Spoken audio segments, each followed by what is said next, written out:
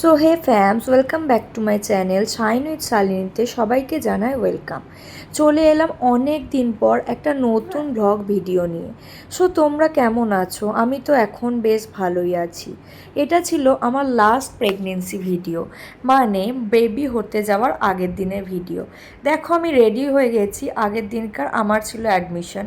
তো আমি রেডি হয়ে গেছি যে আমাকে ভর্তি হতে হবে, তাই জন্য বিকাল 5টার মধ্যে আমাদের কিন্তু নার্সিংহোমে পৌঁছতে হতো। তো দেখো আমরা বেরিয়ে গেছি এবং আমরা নার্সিংহোমে পৌঁছেও গেছি। এখানে সমস্ত কিছু কাজকর্ম হচ্ছিল। তো তারপরে দেখো আমি কিন্তু অ্যাডমিট হয়ে গেছি। মনে কিন্তু খুবই ভয় লাগছিল, কিন্তু মুখে হাসি ছিল যে একটা নতুন অতিথি আমাদের মাঝখানে আসতে চলেছে। তো রাত্রে কিন্তু কোনোভাবেই এক্সাইটমেন্টে আমাদের কিন্তু ঘুম আসছিল না। যদিও বা আমার হাজব্যান্ডের একটু একটু ঘুম এসেছিল, আমার কিন্তু আসেনি। এটা দেখো পরের দিন সকালে, মানে 24শে ফেব্রুয়ারি, 24 ফেব্রুয়ারি ভোর 5টার সময় আমার কিন্তু সেলাইন দিয়ে চলে গেছিলো।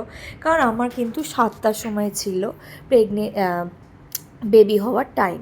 তো দেখো আমি রেডি হয়ে গেছি এবং ওয়েট করছি আমার নতুন অতিথি কখন এই পৃথিবীতে আসবে এবং আমি কখন তাকে দেখতে পাবো, তাই জন্য।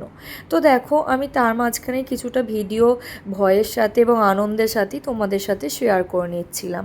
তো ওদিকে আমার শাশুড়ি মার হাজব্যান্ড শুয়েছিল। আমি কিন্তু খুবই খুবই খুবই ওয়েট করছিলাম এবং খুবই এক্সাইটেড ছিলাম যে কখন সে আমাদের মাঝে আসবে। তো দেখো এটা আফটার অপারেশান আমার কিন্তু এরকম সিচুয়েশান ছিল এবং আমি কিন্তু খুব ফিট অ্যান্ড ফাইন ছিলাম। আর এটা হচ্ছে আমার বেবি, মানে আমার বেবি বয় হয়েছে। তো দেখো তোমরা দেখে বলবে আমার বেবি কেমন দেখতে হয়েছে। ও কিন্তু খুব ভালো আছে এবং আমি যখন ভিডিওটা করছি ওর এখন 3 মাস বয়সও হয়ে গেছে। তো দেখো এটা কিন্তু বেবি হয়ে যাওয়ার পরের ভিডিওটা।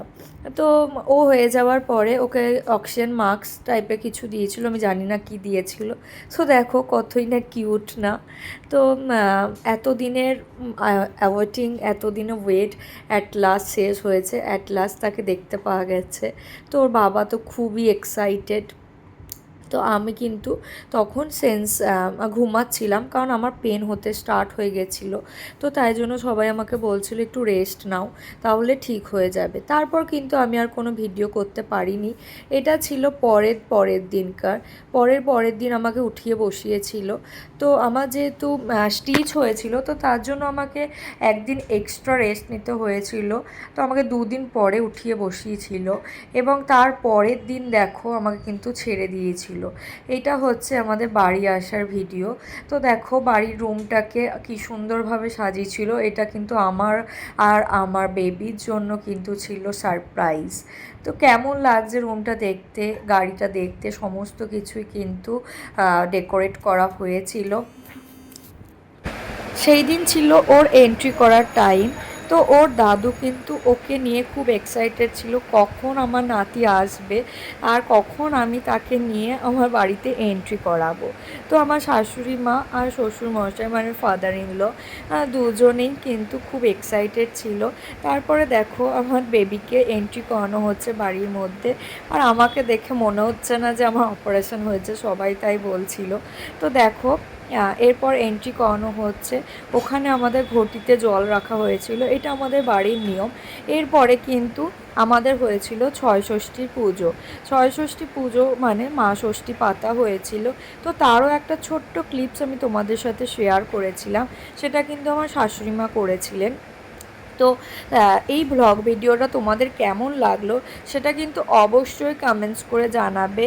আর ভালো লাগলে অবশ্যই একটা লাইক শেয়ার করে দেবে আর অবশ্যই আমার চ্যানেলটাকে সাবস্ক্রাইব করে দেবে। ফিরে আসবো আরও একটা নতুন ব্লগ ভিডিও নিয়ে। তো ততক্ষণের জন্য আমার সঙ্গে থেকো এবং পাশে থেকো।